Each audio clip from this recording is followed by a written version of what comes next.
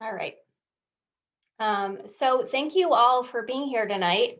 I think it's going to be a good, I know it's going to be a good presentation because Sean is here with us. Um, and you are here for the webinar on why our housing stock doesn't meet the needs of seniors and young people in our towns. I'm going to introduce Sean in a minute. I'm just going to note that this is sort of the last of a three-part webinar series that um, we have held, and a lot of you have come to all of them. So thank you to those of you who have done that. That's awesome. All of our webinars are, the other two are posted on the Northwest Hills Council of Governments YouTube channel if you want to watch them again, or if you want to send a link to somebody else who's asking you about this topic, feel free.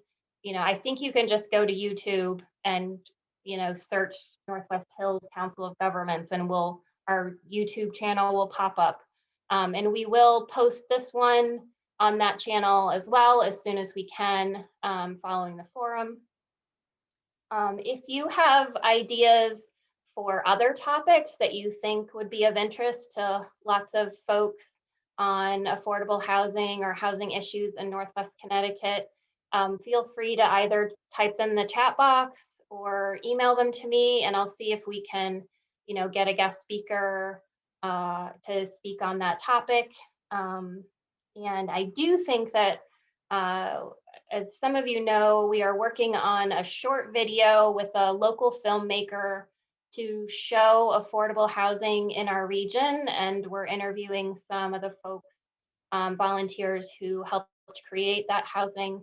So we will invite all of you, I think, to a webinar maybe next month, probably, um, to launch that video, and we can show everyone the product of that work, which I'm pretty excited about. Um, so those are my general announcements, and I will turn it over to Sean from Partnership for Strong Communities. And Sean, if it's okay, I'll let you introduce yourself a little bit. Of course. Thanks, Jocelyn. I'm Sean Ghio. I'm policy director at the Partnership for Strong Communities. We're a statewide housing and homelessness advocacy organization based in Hartford, and I've been at the partnership for about well over 4 years now, and background as a long time ago town planner and in community development and housing, affordable housing finance. So that's sort of where, and I'm a Connecticut native. Grew up just south of you folks in Waterbury, so I know and love Litchfield County, if not as a native, but as a frequent visitor um, to a lot of your beautiful towns. So I'll share my screen to get to the presentation, and I'll go quickly through it because it'd be best to, I kind of guessed at what you might be interested in, and if we can get to questions quickly, that'll be great too. Oops, I did not share it. Hold on 1 second. Sorry. Sooner or later, we'll all figure out this Zoom environment. Oh, and Sean, I do have those polling questions too. So Oh, yes, I'm sorry. Did you want to start with those? no, I mean, whenever they make sense, I could just maybe within your presentation, I can just launch Yeah. them. Okay, that sounds great. Can you see my screen? Yeah. Okay, great. So I'll get started. So just to back up, I mentioned who the partnership is. Um, so I'll just start just giving you an overview of the state. Um, the state's housing costs. We have some of the most expensive housing in the country. Sixth highest housing costs in the country, seventh highest rental costs, and the fourth highest percentage of severely cost burden renters. And what that means is renters that spend at least half the income on housing. So in Connecticut, we have about half of all renters spend what's considered an unaffordable amount of 30% or more. Then we have another, or of that number, about a quarter of renters spend more than half of their income on housing. Just a little context. And a lot of the data I'll be showing you is actually available. We have community profiles, housing data profiles that we create for every community in the state and for the counties and for statewide, and they're available at that web address there. And you can look at your own towns. You can compare your town to other communities. You compare your town to the county or the state. So some of the data I'll be showing you is that's where there's screenshots from that website. So trying to get at that question of meeting the needs of seniors and younger adults in your communities. One of the first issues is the predominance, really almost exclusivity of single family detached housing in Litchfield County. You can see they're ranked here. Now, that's true for Connecticut in general, but it's even more pronounced in Litchfield County. Your housing stock is almost entirely single family homes. Um, so let me move on. So in addition to that, there's really not been a lot of permit activity. You don't see a lot of new construction in Litchfield County and the state in general. What you have seen in the state in general, you can see 42%. This is this is 2017 data, but 42% were larger unit buildings, 5 or more units, often sometimes significantly larger. And in Litchfield County, you can see 88% were single family homes versus 55% in Connecticut. The market, I don't think I included this chart. No, I didn't. But the market in Connecticut, if you look back to since before the housing collapse in 2008, the market's been wanting more multifamily housing. And so you could see the multifamily housing permits going up as a proportion of total permits and single family permits dropping. After the 2008 crash, they both went down. The multifamily recovered within a couple of years. Single family has still not recovered. The market isn't looking for the same thing it was looking for the last couple generations. And I'm of a mind to believe the multifamily permits have kind of topped out at a certain level. And I think this is where you see zoning, local zoning, and local attitudes around multifamily really kind of limiting the amount of multifamily housing that the market can respond to. If it gets too difficult to do it, then it gets too expensive to do, and you don't even see those permits come in front of your local officials. So, as I mentioned, the market's changing, and in Litchfield County, you have about 19% of households rent, and in Connecticut in general, it's about a third, a little over a third now, and that's the highest it's been in a generation. Um, and it's sort of it went up after the housing crisis, a few percentages points, and it's never dropped since then in the last decade or so. It's hovered around 33 to 35%.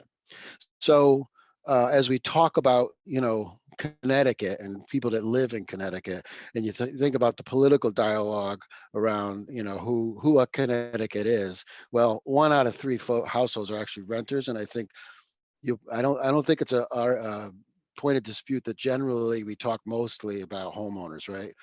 And so what's not everybody that's renting wants to be a homeowner, but some folks do, and they're having a hard time transitioning. And I think that's probably what we want to get at today. So what are some of those reasons new homeowners may be delayed? Well, one of them is the rental costs themselves. Rents are very expensive. I think for folks that have owned a home a long time, you might be surprised by some of the monthly rents are for smaller apartments even. In my I live in Cheshire. My mortgage, which of course includes um, a lot, my yard, a bigger home than an apartment. My mortgage wouldn't be able to rent a 3 bedroom apartment, which is what I need in my town. It's so there's a real imbalance there, and that's really supply and demand. There's in a lot of our communities, there's so few rentals that they capture, a high rent. And then there's out of reach housing costs, and by that I mean purchase housing. You combine it with the incomes have not, for a generation now, have not kept up with home appreciation. And we saw, of course, after 2008, a dip in home appreciation and if you own a home, you probably were aware of that. Things are changing again. And so you have wages not keeping up, and which just means you can't qualify for a lot of the homes that are available on the market. And a lot of the homes available on the market, they're kind of similar from right in a lot of your communities and in my community and a lot of others. It's essentially a town of larger single family homes. There is some diversity in the size. Generally, the smaller ones are going to be older. The market has been building bigger homes for quite a while now. And even if it's hard to make understand why when you look at some of the demographics, right? And the third thing is student debt that makes it hard to come up with that initial down payment or to even qualify to get the underwriting for a mortgage. Connecticut has some of the highest average student debt in the country. It's a oh I I almost gave away one of the polling questions. Maybe now's a good time for the poll, Jocelyn. That is one of the polling questions, wasn't Yes, yes. it? I'm glad you didn't give it away. Oh, it's yeah. I might have given a little of it Um, away. I'm sorry. all right, we're going to launch the poll. So the poll question is, what do you think the average monthly student loan payment in 2020 in Connecticut was? Uh-oh, can you see the answers? I can. Can you guys too? Oh, well, then there'll be a little peer pressure for certain options. I guess I should have clicked the anonymous. All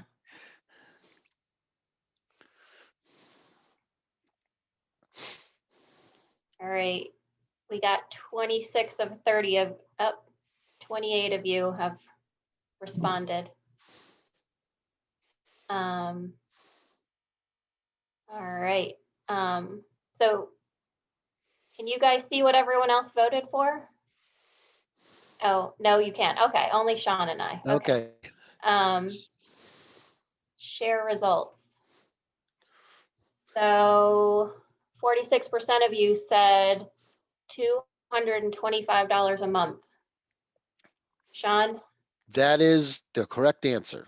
And it's third highest, I believe, third highest in the country behind New Jersey and I think it was Pennsylvania. So, yeah.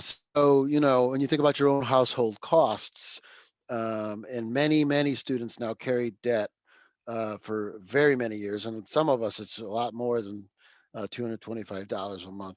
So you can see that is a really significant barrier when you combine it with some of those other issues that uh, these other concerns, these other problems, the high cost of housing, whether it's rent. The point about the rental costs is for potential homeowners is it makes it that much harder to save for a down payment and to feel like you can put yourself in a position to even look for a home. But then you get into availability.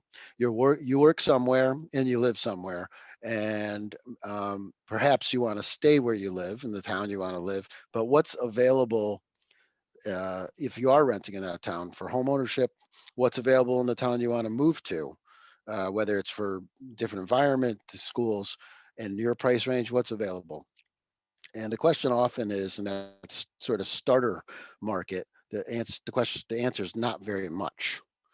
Um, So let me move on.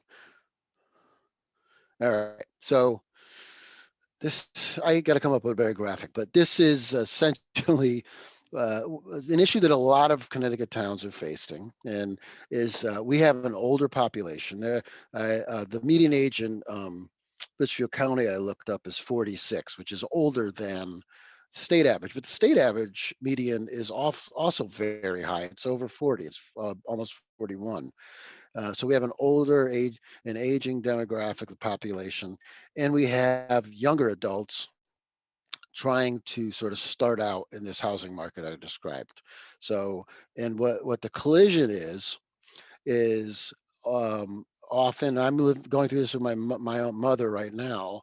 Um, she doesn't need a home, a single family home anymore, but she's competing in the market often with the same young adults that want to live in town, right? So there's senior housing sometimes, but that's limited. There's very long wait lists in a lot of communities where it's just not available where people would like it to be. So you have a short small supply, and just because of demographics right now in Connecticut, you have this kind of pressure from two different parts of the age spectrum. And this is in our housing data profiles, and you can kind of just see, excuse me, the age ranges and projections. These are projections over the next 20 years in Litchfield County. And I think all of you, this isn't probably surprising just based on your own daily lives going around. Folks, the average ages in town are increasing, and younger people are moving out, moving on, and so why are they moving out and moving on? Is There's probably a variety of reasons, right? So here's one that I think plays a role. So in Litchfield County, 46% of Connecticut, that's what say young adults, Connecticut, when young adults, the census did a report on this. It was 19 to 34-year-olds. Okay, so let's remember that's quickly, fading into the distance for me. Let's try to remember being that age. Almost half of the folks that live in your county in that age range, they live in their parents' house. Okay, it's historically high, and it's high nationally. The only state with a higher percentage is New Jersey, which has similar housing issues that we do. And in Connecticut overall, it's 41%, and that's 10 percentage points higher than a decade ago. So to me, And that Sean, asks. do you think it's because they like their parents that much better than they? Well, I don't know. I hope that's not something in the water because, my daughter's 14, my oldest, so and I don't think so. I don't think there's anything about Connecticut's warm New England culture that makes our children want to stay longer in our homes. But someone might prove me wrong. I think what you see there is, remember that declining number of young adults, the ones that declining number of folks that are staying in Connecticut in the age range, the folks that stay around, they're struggling to figure out how to make it work. And half of them in Litchfield County, just about, the way they're making it work right now is by staying in their parents' home. And so why, right? There's a variety of reasons. Maybe it helps the parent financially as well, or maybe it's the lack of housing options at the price ranges that they can afford, whether it's rental or home ownership. But it's a significant thing that I think that is a concern for the whole state. I found the numbers, just like in Litchfield County, they're higher in northeastern Connecticut as well, where, like you guys, the stock housing stock tends to be older in general, but entirely single family homes. Um, so it suffers from some of the same dynamic, I think. So I'll quickly get to some of the sort of myths there's a lot of myths around um, affordable housing, public housing, subsidized housing, multifamily housing. Those are all different things technically, but I think in folks' minds, that's kind of all often all lumped together. There's a lot of different myths, and I think I'll just quickly focus on two of them. There's some that are very common, and one of them is the impact of this kind of housing construction on property values, and another is that it's an overall economic drain on a municipality. So there's a lot of studies that have demonstrated that affordable housing, now we're talking about low income housing that's restricted, at least part of the development. Some of the apartments are restricted to lower income households. There's a lot of research that shows they do not have an impact on neighboring property values. It's just folks can choose not to believe that, which I will tell you uh, it happens to regularly, but that has been studied and studied and studied. I like to show this study because, unlike a lot of the studies that are academic, this study was done by a company that that's business is based on selling homes. Trulia, you might be familiar with them. It's a web-based. Zillow is another example. So they both of those companies have very strong research arms, and they have great data. They did an analysis of, in this case, I think it was the 100 um, most expensive metros in the country. Fairfield County, which is not Litchfield County, but Fairfield County has had a lot of multifamily development years. It was the only one in Connecticut that was studied, and statistically, there's no correlation between a decrease in property values and these developments. I can talk more about that. I can send you lots of links to research on it, but that demonstrate in lots of circumstances that there really is not a negative impact on neighboring property values. Um, Another thing, the sort of flip side of that is if you're reducing cost burden, rent, whether it's the percentage of your income that you spend on rent or on home purchases too, you're that money's lost right now. It does not, it's not getting turned back into your local economy. If lower income or moderate income households aren't spending half of their income on housing, and they're spending, let's say, 30% of their income on housing, which the federal government is generally considered an affordable range.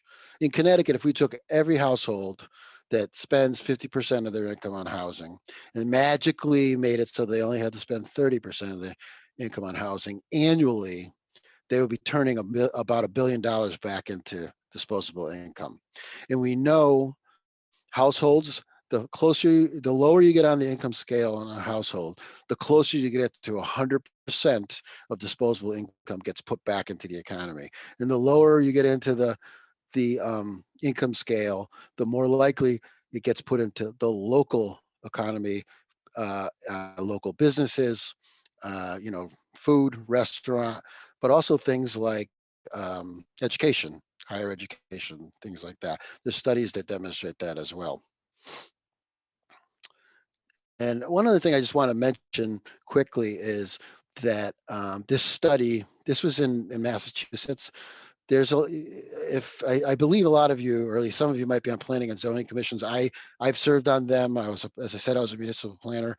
You hear a lot from your neighbors at hearings when they're opposed to things, and I'm sure you're aware that it's harder to turn people out to hear from people that say this is a great idea, we really need this. It's not what gets people up off their couch at night after a long day of work. So there's an interesting study in Massachusetts. There was a referendum around overturning their affordable housing law. It's called Chapter 40B, and they did a study on that, and then they compared it to towns, with the local opposition in some of these towns around actual developments. And what they saw is there's this vast hidden potential of support for the recognition that housing affordability is critical, to the health of all of our communities. And yes, there can be opposition to individual developments, of course, because every piece of land is in a different place. And but it is also understanding that not always the people that that need some of this housing aren't always the ones that are turning out at these hearings. And I just note that basically Massachusetts Chapter 40B is the same, more or less, as Connecticut's 830G for those on planning and zoning commissions who understand that statutory Yeah, reference. yeah, it's similar. It's similar. I Section 830G is actually sort of patterned after Chapter 40B. Right. Chapter Yeah. 40B is a little older. Um, so So quickly, I just will mention, I mentioned the housing data profiles where I got a lot of this data from and as a resource. Um, you may already be familiar with the image on the right is the Affordable Housing Planning Guidebook that the Department of Housing just put out. As you know, the municipalities all need to develop an affordable housing plan. This is a great resource that was developed by the Regional Plan Association, which is an organization out of New York City. Litchfield County is in their region. They consider Litchfield County, New Haven County, and Fairfield County as within their planning region. So that's an excellent resource. I'll talk quickly about incentive housing zones as a tool that unique to Connecticut and the Housing Connections program. Those two can be related sometimes. Um, excuse me. So the incentive housing zone program actually was legislation that was passed back in 2007, I believe, and it was actually spearheaded by my organization.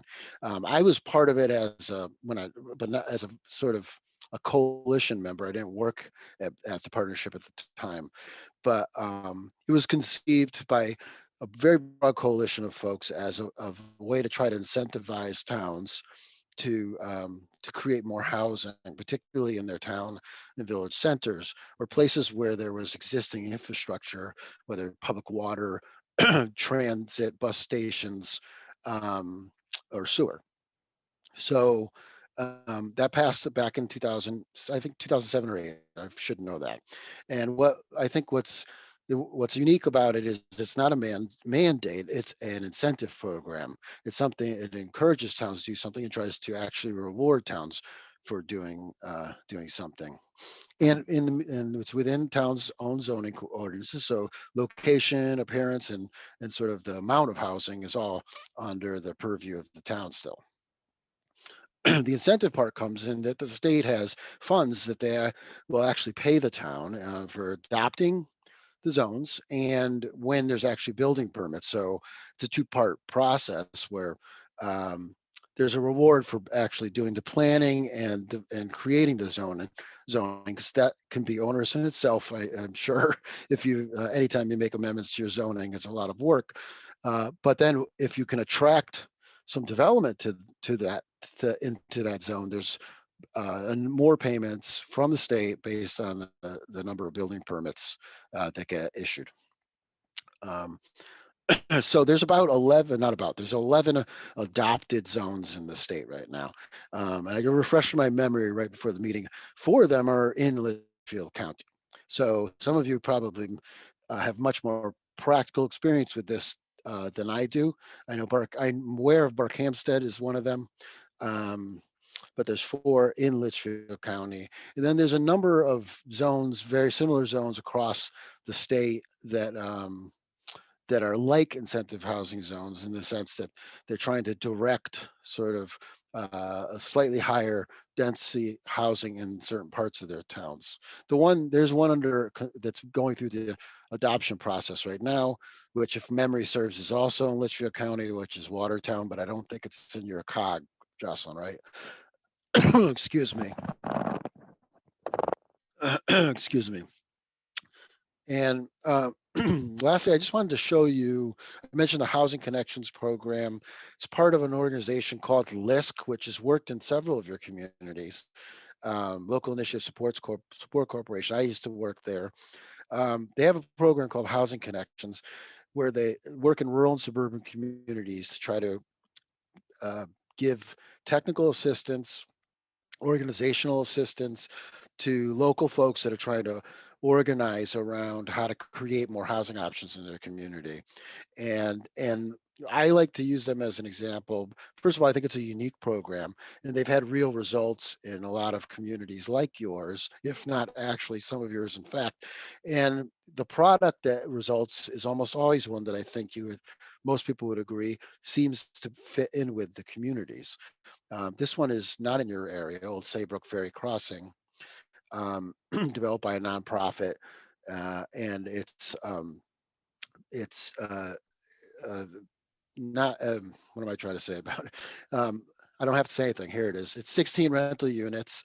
It's restricted for folks earning 80% of the area median income, which I don't know off the top of my head, but is somewhere slightly in that area. It's probably about $80,000 a household for a family of 3 or 4. And you could see the actual character development. Those are all, it's a little, this picture is a little difficult to see, but those are all separate buildings. They tend to have 2 or 3 units each of in them. And then And there's two examples. I'm that was sorry. built, sorry, Sean, that was built under the incentive housing zone regulation. Yes, sorry. Exactly. And this is in Litchfield. You may know this building, the Northfield Firehouse. This was involved with that. And another thing I think you see a lot in smaller towns, this is the case when I worked in New Hampshire, is adaptive reuse of structures like this that give a new life to the structure that's already a part of the community. In this case, an old firehouse. Schoolhouses are common, and sometimes they're even bigger buildings like mills. Connecticut has a lot of experience developing housing in old unused or underused mill buildings as well. So this firehouse is, you can see, it has two small apartments, and one of them is accessible, which is a real critical need, and a lot of the housing. And I know your communities with you may have some older stock. Excuse me. And finally, there's this beautiful property in Kent, which I haven't actually gotten to see in person, but the photos are so beautiful. Stewart Farms and Lisco's involved in this one as well, and it's 5 apartments. So, excuse me. Well, I'll. yeah, it started at five Oh, apartments. and what is it now? Do you Uh, know? they started with the basically renovating that farmhouse, Yep. and then they've added, I believe, 2 additional buildings, Oh, and now they're adding, I believe, a fourth. all So on the same property. yeah, more or Yeah. less, one was an adjacent property that they. Oh, well, I'm gonna have to update my slides then. Um, but but so I'll stop there, Jocelyn, and I don't know if did we have another polling question, We or did had you a want to? couple. Yeah, well, why don't we, so this is your last slide? Yep. So I'll stop sharing my screen. Okay. Yeah, maybe as a starting point for, again, talking and getting questions around housing needs of seniors Yep. and young people, we'll launch this polling question about, let's see here.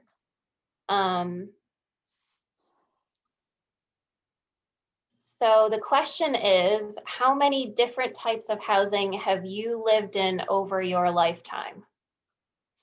So for example, single family house is one type, a duplex is another type, an apartment or a condo in a larger building is another type, an accessory apartment, um, an RV, a mobile home, or any other type of housing that you've lived in.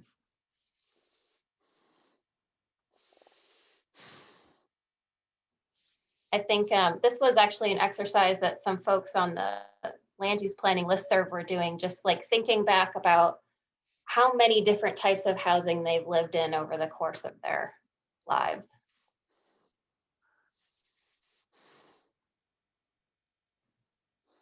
So I think I have responses from most of you.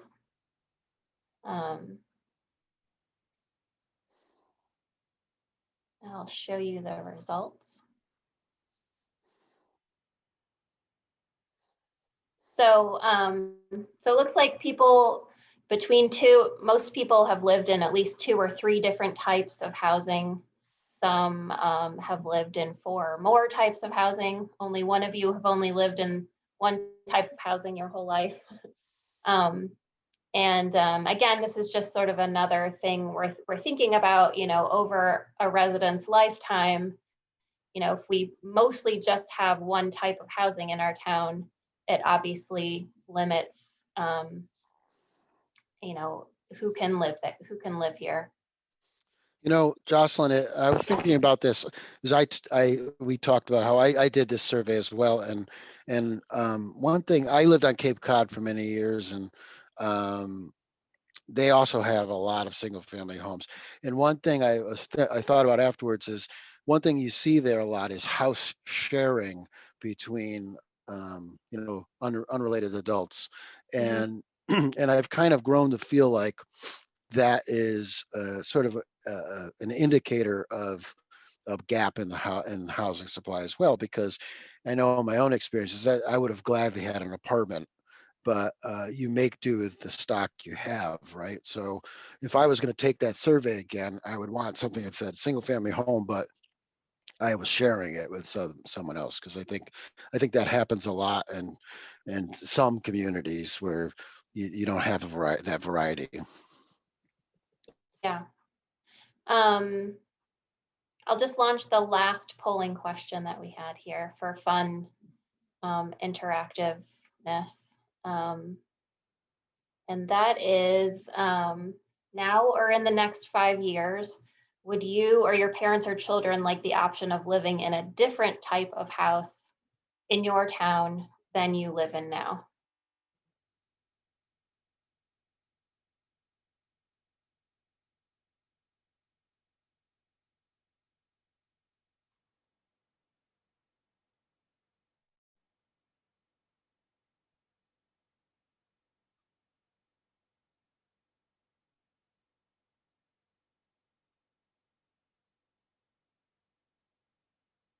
All right. I think I got answers from most of you, not all of you, but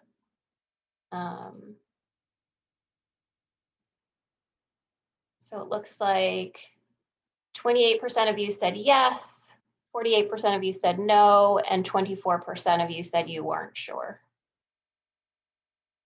Um, all right, so we will move on to questions that people have. I know there is one question in our chat currently, and I will ask you that one, Sean. And then again, you guys can either type more questions in the chat box or raise your hand and I can call on you. Um, this question is from Daily, and it says, question to Sean, incentive housing zones uh, are recommended. Well, I'll just read it because it says IHZ is recommended for village center existing water and transportation, question mark. We in Falls Village agree. For seniors in the village seems more critical, not, for example, in the woods. Yes.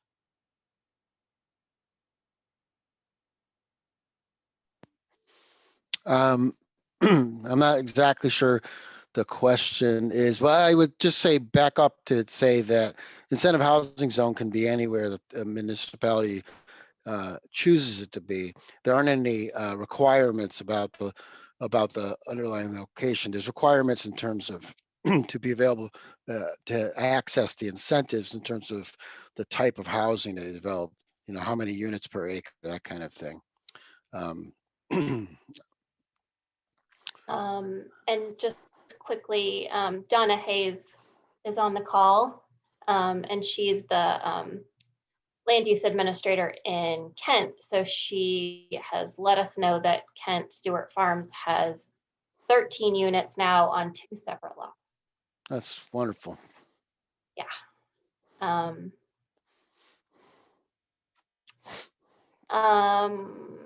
Felicia, do you want to just ask your question?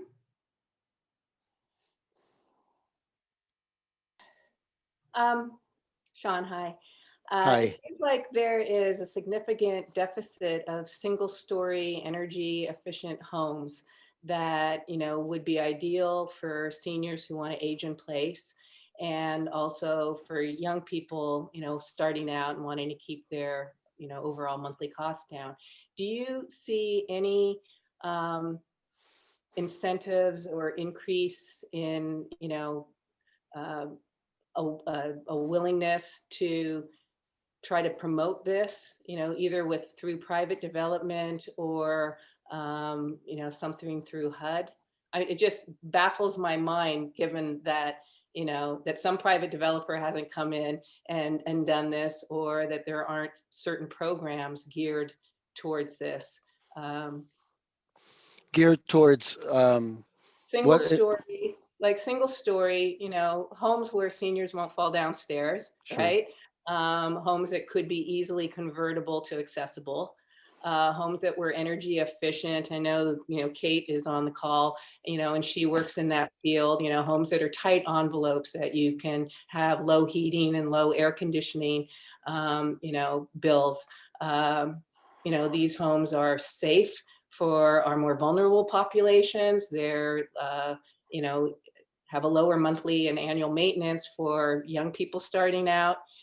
They're very popular all over the country, and yet no private developer has come in and done this. And there aren't any that I've seen special initiatives encouraging housing groups to move in this direction. So yeah, I guess you're sort of describing modest single family home development, is They that? could be duplexes, it could be Yeah, triplexes. duplexes. Yep. Yeah, they don't Yeah. necessarily have to be single family, because that's one way you drive the cost down, is a shared wall or something. So Yep. they could be duplexes and triplexes, but they're typically, smaller footprints, tight envelopes, employing some energy efficiencies, maybe some solar panels, radiant floor heat, what have you. But you can really drive the operating cost of the construction down significantly and make really comfortable places for people to live. We're on the precipice of a serious homeless crisis. All kinds of things going on. Some of these homes can be, constructed inside of a year's, Mhm. timeline. I just don't get why there isn't actually more construction happening in that genre.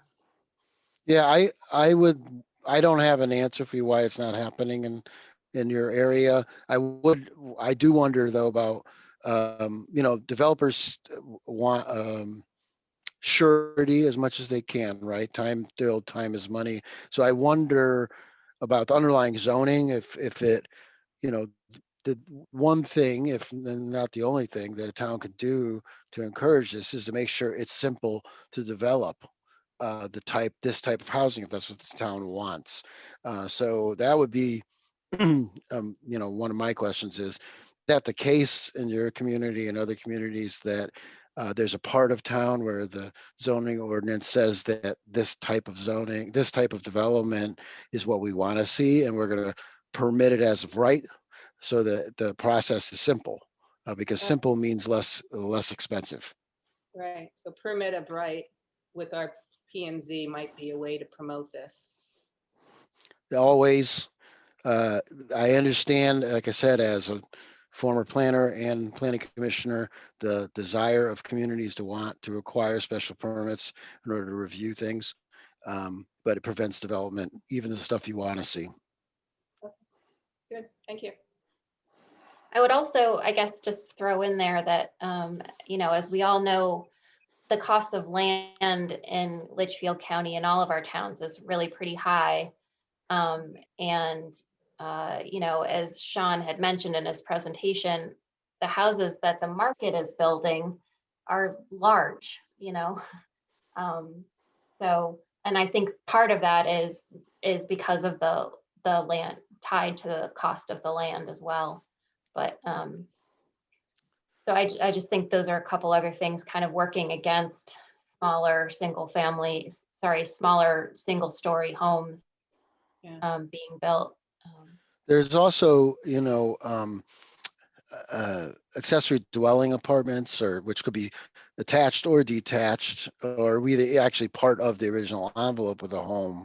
That I think is another way that fits into the character of a lot of your communities. I think it's actually kind of a traditional New England form of development to have another small home on a lot. You probably know of them in your own town, and that's something the homeowner himself or herself can take on themselves, which kind of mitigates that land cost that Jocelyn was talking about. Again, zoning, along with other things, including, water supply and wastewater and so forth, they really, are critical to actually making that a possibility in individual places in town.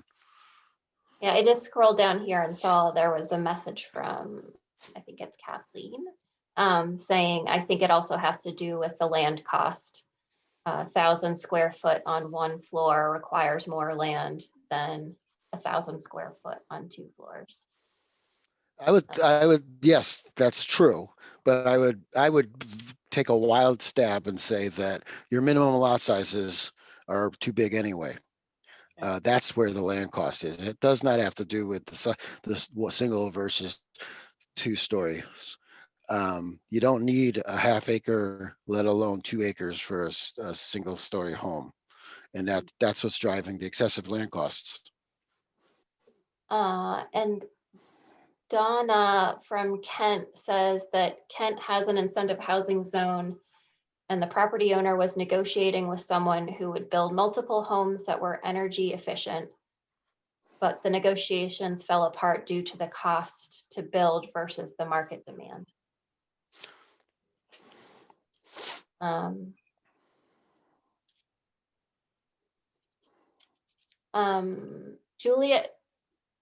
Julie, do you want to ask your question?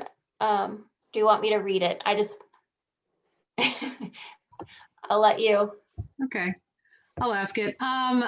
This has been bothering me for a long time, just going back to working on the 10-year plan to end homelessness for Northwest Connecticut. And is it still realistic to think that 30% of gross income is the best rule of thumb for affordability, given that all these other rules of thumb that are out there suggesting that people should budget a certain percentage of income for things like childcare, transportation, food, healthcare?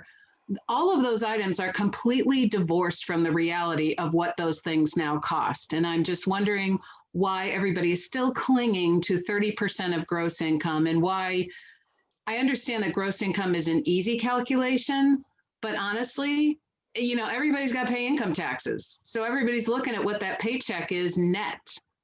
And so is there a better way to look at, what affordability is across the board? There are better ways. I think it's widely viewed for folks like myself. The 30% affordability measure is widely viewed that folks share that same opinion that you do. But that's what's used for nearly every government housing program. 30%, 35%. So we're stuck with it in that sense. It's simple for us to calculate. So when we talk about affordability, it's easy to do. There's other, you may have heard of residual income calculations. It's a better concept. It'll take a lot longer for me to explain what it means and harder to come up with those numbers. If you don't already, you probably do, but if you don't already know about the Alice report from the United Way, they created, I used to work at United Way of Connecticut too, so I was involved with that. I'm very proud of what they do. They calculated what they call survival budgets, and it's way higher than one might think. I think statewide, it keeps creeping up. For a family of 3 with a young child, it was almost $70,000. Right. And this is survival. For $70,000, because I've used the WOW forum numbers are very similar to the Alice survivability budget, and so the limit for assistance programs is so much lower than that for a family of 4. It's about $45,000. You have this abyss between $45,000 and $70,000 which is the cost of living in this region. Right. Absolutely. And it's not just about housing, like you're saying, it's about child care if you have a small child, and it's in Connecticut, it's really about transportation costs as well. You need a reliable car. That's a very expensive ongoing cost. But housing for families that do not have small children, younger than school age children, housing is always the highest expense. Childcare is a complete disgrace. So if you have a child in childcare, that generally is close to, if not more than your housing costs. It is. It's like having a second home, Yep. as is healthcare if you're self-employed. Thank you. Thanks, Julie. All right, oh, Joanne is waving. I will ask you to unmute yourself.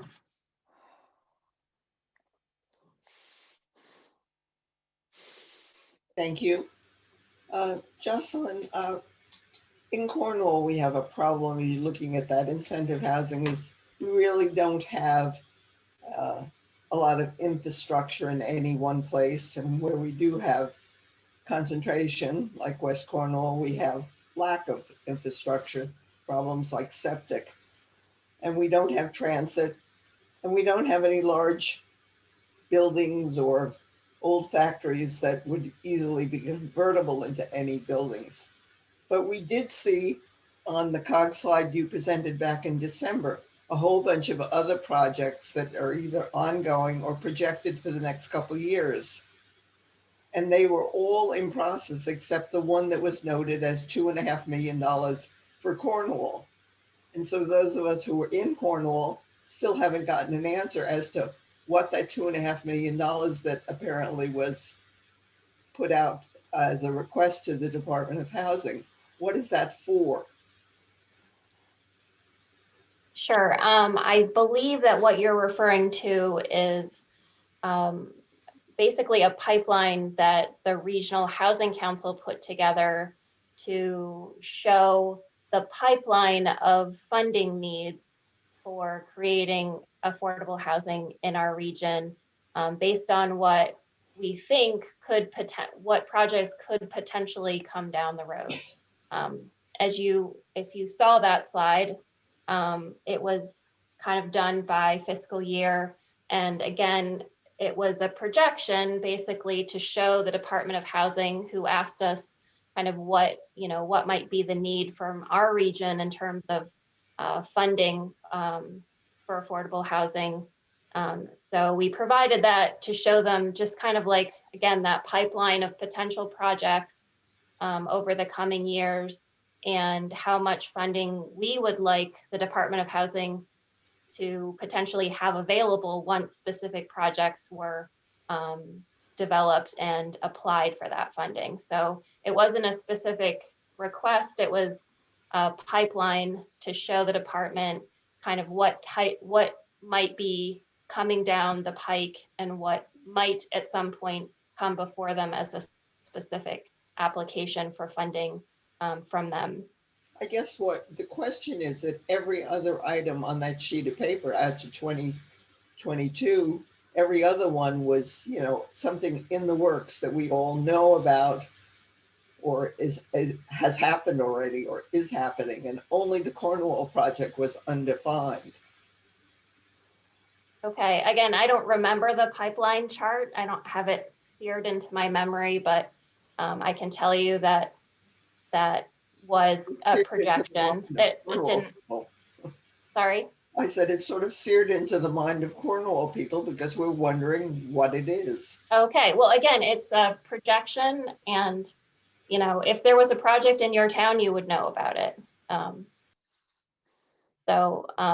again, any of those projects will go to the Department of Housing as an actual application.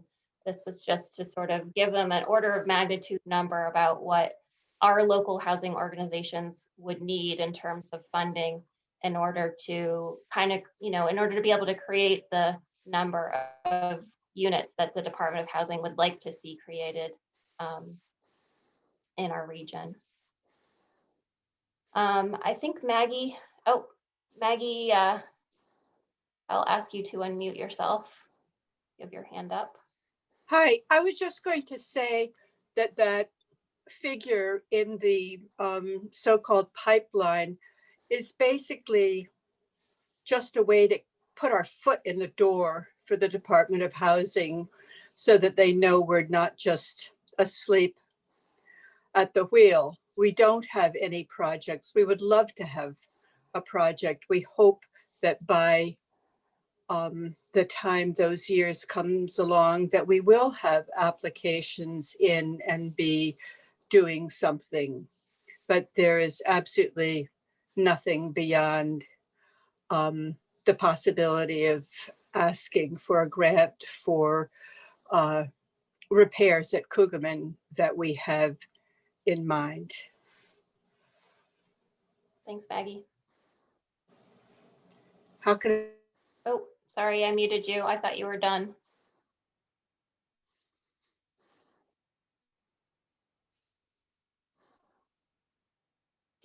Are you done, Maggie, or did you have something else to say?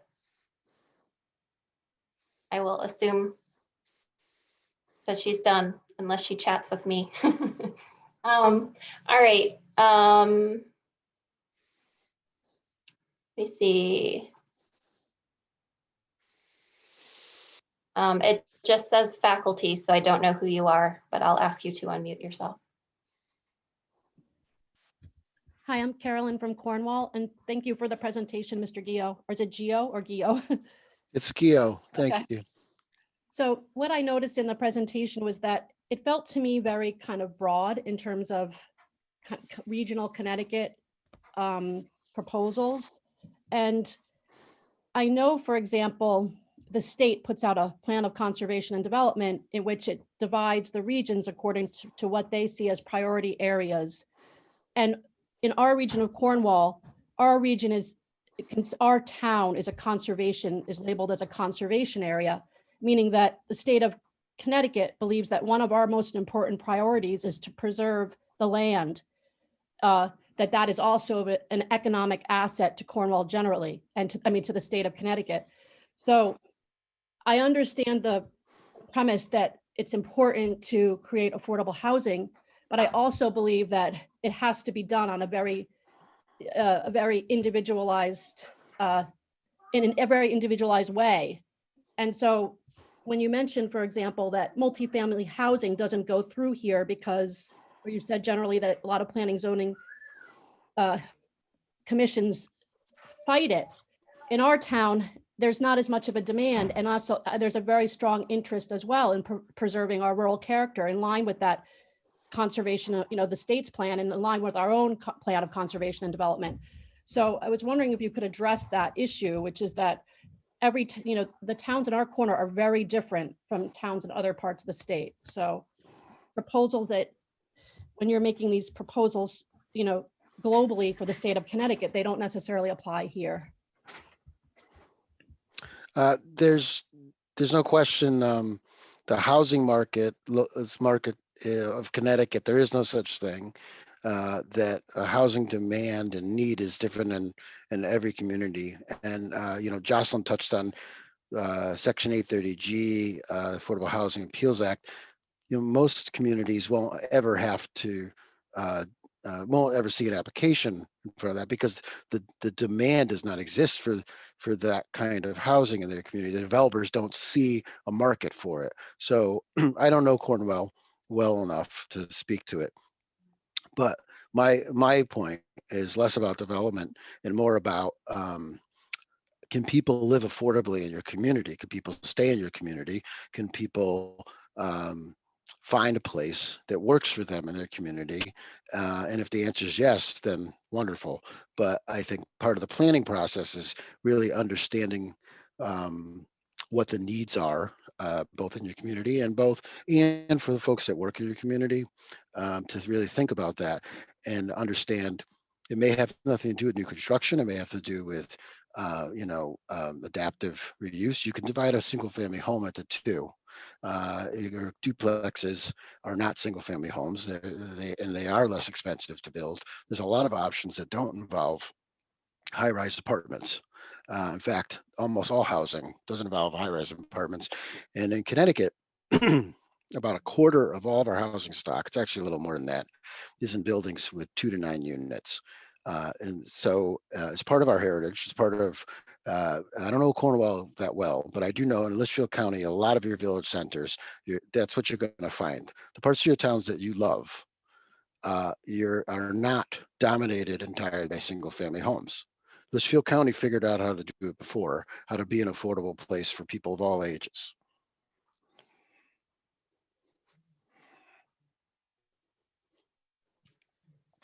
Right. I don't see any other questions in the chat and don't see any other waving hands. Oh, go ahead, Jandy.